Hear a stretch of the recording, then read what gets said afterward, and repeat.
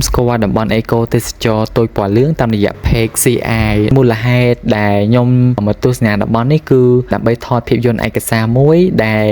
វាគឺជាកិច្ចការរបស់សាលាមានហេតុផលជាច្រើនដែលក្រុមខ្ញុំសម្រេចចិត្តធ្វើវីដេអូភាពយន្តឯកសារនៅក្នុងតំបន់នេះហេតុផលទី1ហ្នឹងគឺតកតងទៅនឹង personal interest ពួកខ្ញុំ4នាក់គ្នាខ្ញុំហ្នឹងគឺសុទ្ធតែមានចំណាប់អារម្មណ៍ទៅលើប្រធានបទតកតងទៅនឹងបរិស្ថានតកតងទៅនឹងសត្វភ័យឈើអីជាដើមអង្គការ CI ក៏ជាផ្នែកមួយដែលជួយ support ទៅកាន់ពួកខ្ញុំដែលធ្វើ documentary នេះដែរដោយសារតែកាលពីដំបូងឡើងគឺយើងទទួលបានព័ត៌មានក៏ដូចជា data នេះគឺអង្គការ CI អ្នក support ហើយកំឡុងពេលដែលខ្ញុំចុះទៅថតហ្នឹងក៏អង្គការ CI បានជួយសម្របសម្រួលទៅខាងបងសហគមន៍ឲ្យគាត់ជួយណែនាំពីតំបន់ណាដែលត្រូវថតជួយសម្របសម្រួលខាងផ្នែក drone